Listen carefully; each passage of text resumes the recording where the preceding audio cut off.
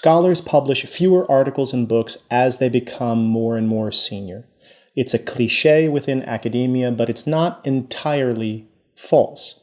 In this video, we want to confront this sensitive and controversial subject and explore why there are, in fact, many positive reasons why a scholar's academic output changes dramatically, or can, over the course of their career. We're also going to explore some traps that scholars can fall into and find it very difficult to get themselves out of. Hi, I'm Tom Mullaney, and this is First Gen Professor, where we talk about academia from college all the way to full professor and beyond. Everyone knows the cliché. The scholar who gets tenure and then begins to phone it in, as the expression goes. Their academic output falls off a cliff, they can never seem to get that next book out, and then spend the remainder of their career more or less where they were at the time that they were tenured. Now, let's be clear, this is by and large a gross mischaracterization and a cliché, but at the same time, many of us know scholars or ourselves have experienced what it's like for one's academic output to diminish over the course of one's career. Something changes. And what you find if you really think about this and if you pay attention is that there is no single reason for it, and that some reasons for this diminished academic output are quite healthy and normal and even quite wise, and others can be, in essence, almost psychological or social or economic traps that it is very difficult to extract oneself from. So let's talk about one of the most common reasons why one's academic output declines, and this is increased responsibilities in an administrative capacity. So we're talking here about, as one proceeds in their career, being asked to run search committees or chair search committees or chair various kinds of university initiatives, to serve as vice chair, or to start climbing the ladder of administration, moving from chair to the head of a center, to associate dean, to dean, and so forth and so on. These jobs carry with them full-time responsibilities that leave little to no time for research and writing. And you need to be on call, available, when any number of your colleagues have questions, problems, and this takes up all the oxygen in the room. So it makes perfect sense why, as one's administrative responsibilities go up, that scholarly output goes down. This brings us to a second reason that people don't often think about as much, which is when these administrative duties end. Let's say that someone serves as chair for 2 terms or multiple terms, or climbs the ladder and serves in the role of dean at some point. Well, it's not as easy as one might think to simply stop that role and re-enter the realm of scholarship. I had an absolutely amazing conversation, an impromptu conversation with a former dean at Stanford University, who mentioned that now that their deanship was coming to an end, that they wanted to find a way to responsibly re-enter the historiographic debate, the world, that the literature had changed since they were what one might think a kind of active, engaged scholar, going to conferences, staying up to date on literature, working in the archives, and so forth.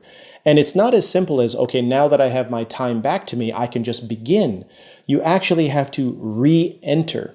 And I love the way that this senior colleague put it, because this person felt an ethical desire not simply to jump in and start presenting and publishing, but actually spend a period of time refamiliarizing themselves with the literature that, in a certain sense, they had left behind in order to fulfill their administrative duties. So this is a second reason why administrative work for more senior scholars has a kind of twofold effect to delay scholarly output. Not only the time it takes to serve in that capacity, but also a window of time to re-enter the scholarly conversation. A third issue is a demographic one.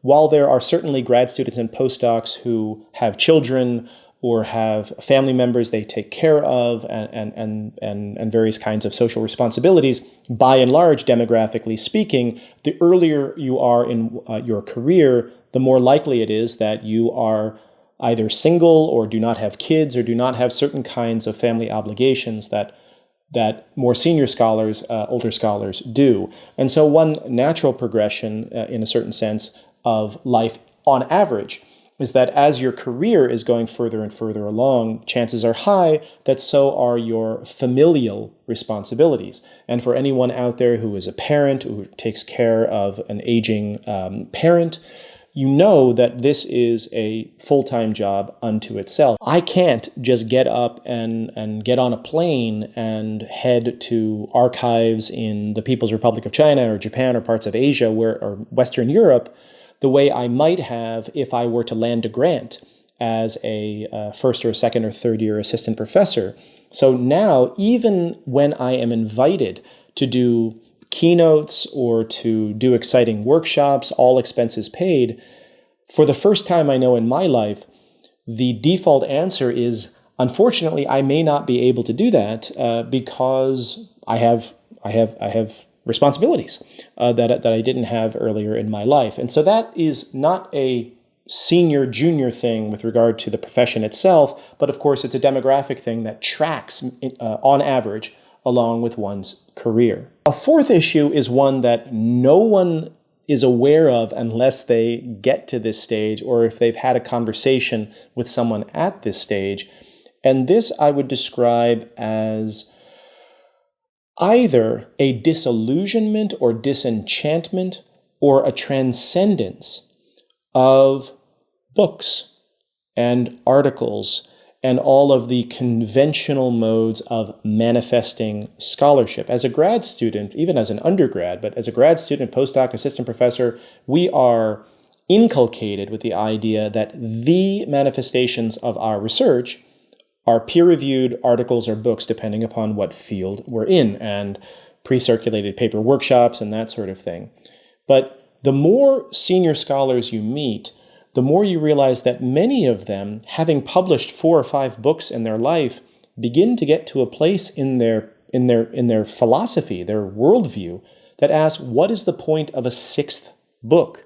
By that point, they know how to get published. They're probably pretty confident that they could get an editor on the phone.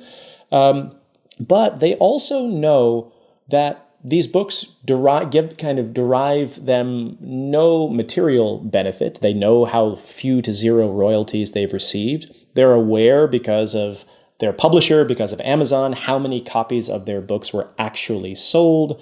And they've also lost this romantic view, perhaps, that initial amazement that every first-time author feels when they hold their first book in their hands. They've done that before.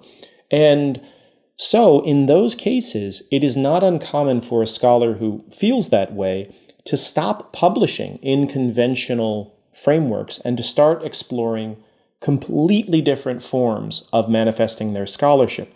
These might be more public writing, so you see people venturing into writing for magazine or more public intellectual circles. You see people that try to influence policy. They want to be involved in policy making to an unprecedented extent. They want to curate art exhibits. They want to engage in K through 12 education. There are a variety of manifestations that they start to focus on because they think that maybe that's where their energy is best spent in this latter stage of their career. And I had an amazing conversation. I won't mention the name of the person, but basically the person has fallen completely out of love with the book. Now, I want to publish, I hope, my whole career.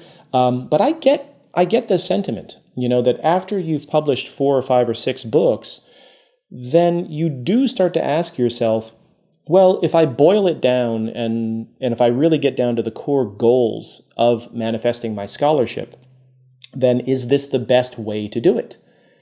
It takes anywhere from 18 months to 2 years from the moment of completion of a peer-reviewed article or a peer-reviewed book for it to reach the bookshelf. Now, of course, it goes through peer review, it comes out with distribution, it comes out with the prestige of whichever imprint or press you have, and da-da-da-da. But let's say that you're a huge name in your field, and you don't give a rat's ass about the imprint. You, in a certain sense, have transcended the need for that kind of authentication by outside institutions, and you might find it better to publish your materials on a blog for all you care, because your name is so well known that that avenue is more frictionless for you, let's say. And so this is a fourth category of diminished conventional scholarly output that can sometimes be misconstrued as checking out or being, kind of phoning it in or now coasting, when in fact, at the core of it is almost something of an identity crisis, or a crisis of, is this the best way to be? And I think that's a really fascinating conversation that probably many of us should be having a bit earlier in our career, and that maybe our academia at large needs to take up as well. A fifth reason, I think, gets us more into the realm of traps, of psychological minefields that it is very easy to find oneself in as they kind of move further along in the career. And that is the sort of terror that is accompanied by the lack of external guidelines and benchmarks in one's career the further one gets. So after tenure, there are still ladders to climb. You might really be eager to make the promotion from associate to full, and maybe after full, someone yearns to have a named chair position. But all of these things become optional with regard to the fundamental stability of tenure and the ability to teach and to research and to have a livelihood and so forth. Post tenure, as long as one operates ethically, that is the moment at which one can have livelihood and research and teaching in some kind of stable way.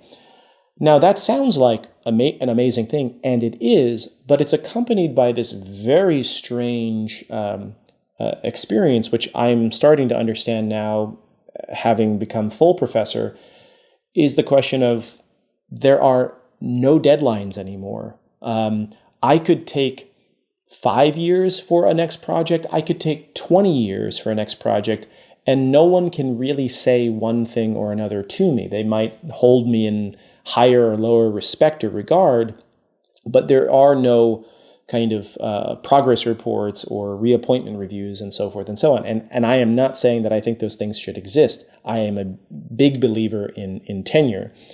But in the absence, having gone through all of these hoops from high school through college, and college to grad school to tenure track, and da-da-da-da, it's strange to find new methods of accountability and even motivation when suddenly there are no more hoops anymore. And in some cases, people find it completely arresting to be in a world without flaming hoops to jump through, having been inculcated in that kind of lifestyle for so long.